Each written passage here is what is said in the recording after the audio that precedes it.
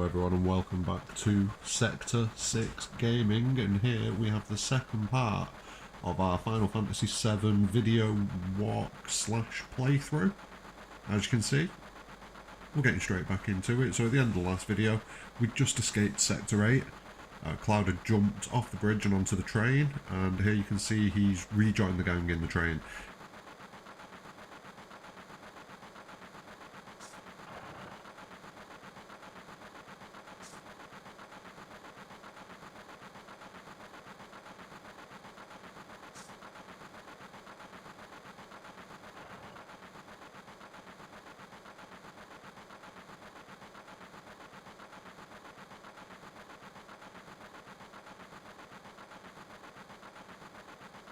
Now, you can talk to all of the characters in here, but eventually you want to come over and chat to Jessie.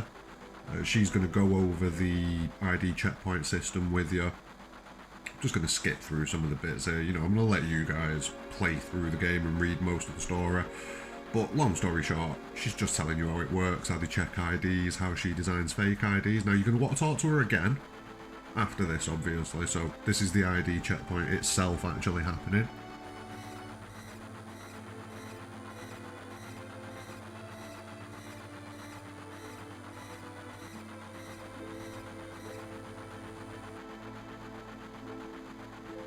And now you're going to want to talk to Jessie again, and you're going to want to select looking forward to it. Now this is an option that works towards the dating Barret mechanic, and it brings your relationship with Tifa down, if I remember correctly.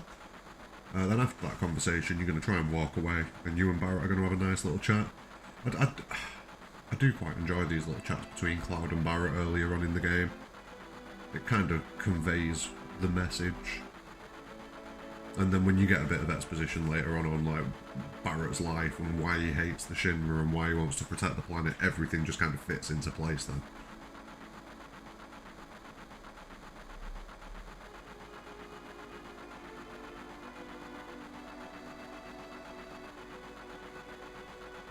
Oh, if only it was that simple, Cloud.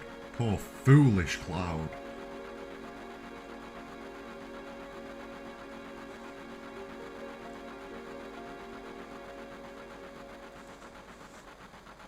Truth.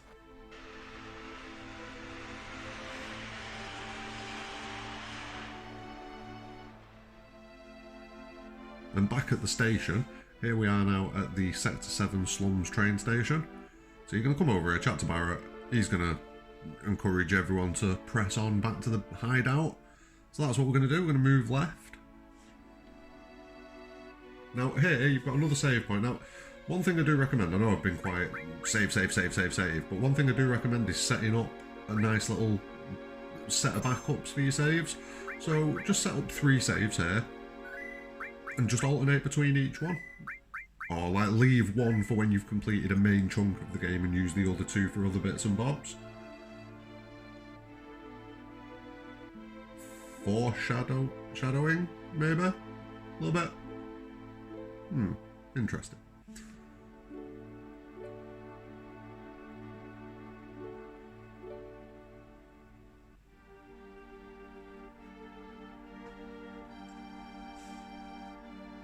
Now you can see the support pillar that holds the plate above. Then we're going to head left again, and we're actually going to get into the Sector 7 slums.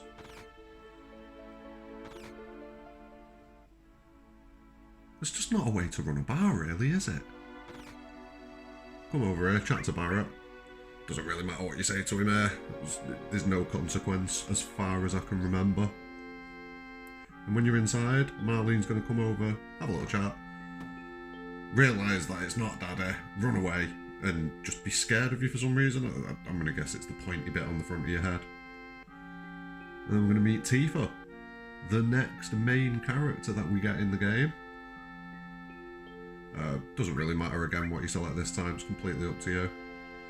But then the next thing you're going to want to select when it comes round, obviously name your character. There we go. So the flower that you picked up from Eris earlier on, you're now going to give it, no, not for you, Tifa, you're going to give it to Marlene. That will then increase your standing with Barret even further. Go to leave, and Barret comes piling in through the door. And here you can see, where did you get that flower? Now, before you head downstairs and follow the rest of the gang, come over to Tifa here, start to talk to her, but then say that you don't feel like it. That'll again drive your rating with Tifa down. Head downstairs, quick chat conversation with Barret, talking about how Soldier couldn't have been at the reactor because if they were, you guys wouldn't have made it. I might have made it. You guys wouldn't have made it. Poor pigs. So after that, you're going to head upstairs. And I am skipping quite a bit of the conversation here. We don't need to drag this out too much. I want to try and get to some of the juicier bits of the game. Some of the fun, some of like the things like chocobo breeding, weapon hunting, materia hunting, things like that. So we are going to try and smash through it, but I'm still going to cover as much as possible. So here we see the promise scene, which we've just seen in the remake trailer. Click the link at the top if you want to go and see my reaction review to that trailer. It was kind of a quick video that I did. I just jumped on and just did a quick reaction to it. It's an amazing trailer and the hype is real. Like, so very hyped up for this game now. So there's the end of the flashback scene. Cloud has a little sleep downstairs.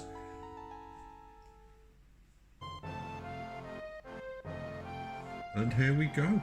Let's get to it. So you're going to head upstairs, chat to Cloud, arrange for the new mission, then Barret's going to ask you... chat to Cloud, chat to Barret. Barret's going to chat to you about the next mission. You're going to agree payment. With the material, it's up to you what you select. I mean, if you want the tutorial, if you've never played the game before, just have a quick look at the tutorial, but I'm sure if you've played it before, you know what the crack is. Now, after that, you're going to run over here to this weapon shop, and you're going to pick up a couple of iron bangles, I'd say. You don't need either of the other two items. Grenades are practically useless. I don't think I've ever used them at any point in any of these games. So, you definitely don't need to buy any of them. I wouldn't buy 3, because you are going to get another piece of armor very soon. After that, head up the stairs and you have what is one of, I think, 3 beginner halls in the game. There's a couple of items that you can pick up in here, but each and every one of these characters in here you can talk to about different aspects of the game. So if there's anything that you're not sure about, anything that we haven't covered, anything that just anything that you're not sure of, you can come here and you can find out. But to be fair, it's pretty redundant in this day and age when you can just whip your phone out, jump on Google and find the answer to the question that you want. So make sure you grab the all materials, or you saw me pick that up just before the chest. That's massively important. We're going to set up materia in a minute. We're going to go to the shop first, however, and buy a few materia. Now, you don't want to dump too much cash into this. You definitely want a fire materia.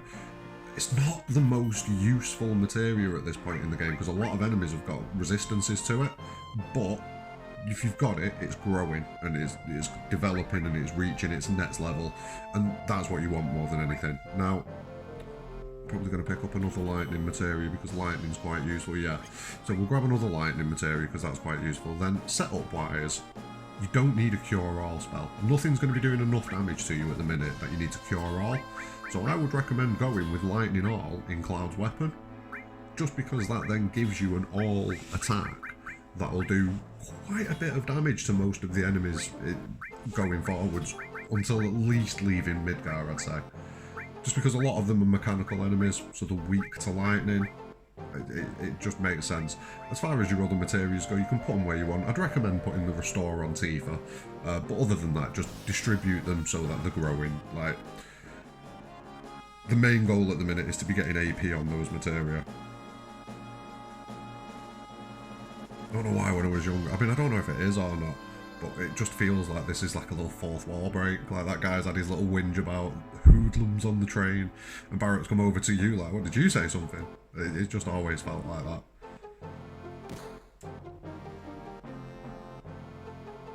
Someone's gonna have a bad day. Oh, you've admitted to being a Shinra employee. Oh no. So after Tifa diffuses this situation, you're going to walk over to her in the same position Jessie was and chat to her about the ID checkpoint. Now, as you can see, something's gone drastically wrong here. It seems like the team has been spotted.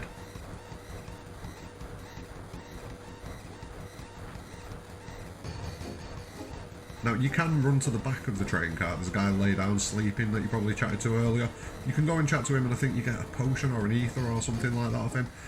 It's completely up to you, but the main thing you want to do is you want to make sure you get through the train. Now, this guy, if you hear that gill sound, it means he stole some money off you. You're going to run back to him. That's right. He'll give you the money back. Keep on going through the train. Make sure you get to this point, because this gives you a positive affinity with Barret as far as dating him goes. And then after this, you're going to jump out of the train. Now, from here, you can head south several screens, and there is a good level building spot. But we don't want to do that, because again, there are better leveling spots at later points in the game. So we're just going to push north. We're not going to bother doing any of the grinding. We're just going to get a move on. I also am quite sure that by heading straight this way, it also... I don't know if it gives you extra affinity or if it just works the same as if it's part of the jumping off the train. Do you know what I mean? If you get through the train in one go and then go straight to the reactor, you get affinity with Barret. I think it's all one thing. But as you can see, Bolt All just decimates that entire fight. Nothing left. Nice and easy. So you're going to press north, you're going to reach this hatchet, and you're going to select go inside. And this is your route into the next macro reactor. Grab a cheeky ether. You're going to come down some ladders at the top there. Head over here to where wedges, wigs I nearly said then, where wedges. Climb this ladder. Then you'll find Jessie. She explains that she tried to make your card extra special, your ID card, and that's where the problems have come in. So it's a bit unfortunate there. Jessie's crush gets the best of her and causes her to completely mess up the attack. But it's okay, we can get the job done. So from here, grab this tent, save, and head past where Biggs was. And then you're going to jump down this slide, through this door, and everything should start looking very familiar now from the previous reactor. So you're going to do exactly the same thing that you did previously. Head down all these ladders. Once you reach this point of the reactor, we get another moment. What is it with Cloud and reactors? Oh.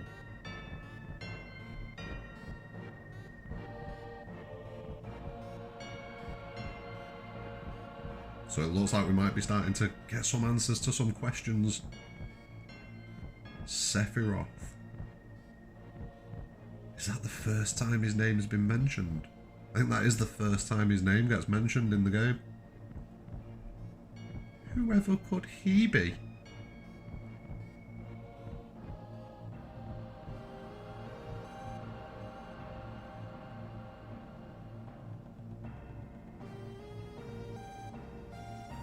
So Cloud manages to unscrew his brain, basically, and finally gets the job done again. I think we need to start having like some sort of team come in with Cloud to reactors, you know, like a little psychiatrist team, just so that when he does have one of these little mental breaks, they can, you know, nice and quickly get him back on his feet. Now, this is one of the more annoying things. So as the text box closes, so as it closes now, 1, 2. See, I was a bit slow then.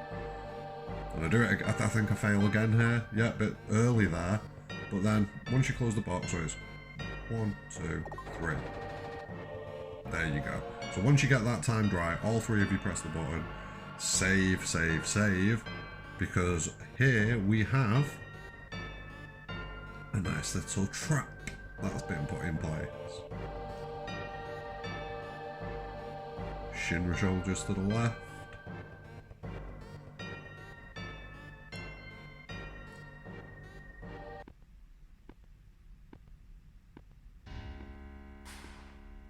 And here we have the first meeting with President Shinra. Now this scene, I think we've seen this in one of the other trailers as well. Yeah, we have, when it's kind of like the 3D holographic image of President Shinra rather than President Shinra himself turning up. So you have a bit of dialogue with him, talk about Sephiroth, talk about Avalanche being scum, you know, blah blah blah, the planet's dying, all that sort of business. And then here we have the second boss of Final Fantasy VII, Airbuster. Now, Shinra's obviously going to bail. He's not sticking about while this fight goes on. So he's away on his nice little helicopter there. And here we go now, straight into the combat. So, it's not the hardest of fights, this. we've come into it with 2 limit breaks as well, which is quite fortuitous. So he's turned around there. That's good. It was going to be Barret's attack that had hit the back of him, but now it looks like it's going to be, yeah, it's going to be Cloud's attack that's going to hit the back of him now. So, as you can see from the stats at the side there, he's got 1200 HP. Nothing to steal from him, but we can't steal yet anyway, so I don't know why I put that on there. Item drop wise, he drops a Titan Bangle, which is an upgrade on the Iron Bangle that we've picked up previously for the other 2 characters. And there you go, so there's half of his health already gone. Cut forwards a little bit, a few more strikes, he's practically dead. As long as you keep your team above 100 health, just like in the previous fight, you shouldn't have any issues. Once you've done enough damage to 1200, that's the fight over. Decent amount of XP, not bad AP, but we'll be going gangbusters on the AP later on, don't you worry about that. Then, as the explosion happens, Cloud falls, manages to catch hold. Now, another moment for dating Barret. So from here, you just want to tell Barret to be strong. And that'll, again, boost your affinity with Barret. And then the bomb in the reactor. Go boom. So good job Jessie wasn't here on this mission. Or at least in the reactor on this mission, because she definitely wouldn't have made it after that first trip. And that's going to be the end of the second boss and the second mission, so to speak, of Final Fantasy VII. Next up in the next episode, we will have meeting the Flower Girl again. Wonder what kind of impact she's going to have on the story. I can't even pretend to think about it like that. But yeah, next thing that we're going to do, I'm possibly going to throw out a couple of other videos in between while I get all the footage cut together for the next part, and we'll try and get through a big chunk of the game. So we'll try and get through Aeris's house, probably set to 6 as well, get War Market out of the way, get to the point where we fight Apps, which is Don Corneo's pet. So I think that's going to be the mission for the next video, reach that point, and then from there onwards it will be into the Shinra building, and then we'll try and get the Shinra building done in one go. So yeah, I'm hoping that within the next 3 or 4 episodes we can be out of Midgar, in the open world, and starting to pick up some good enemy skills, some good weaponry, some good materia, and see what we can do with this game. But thanks very much for watching, smash a like on the video, subscribe to the channel, and please check out some of the other videos that we've done, and have a great day.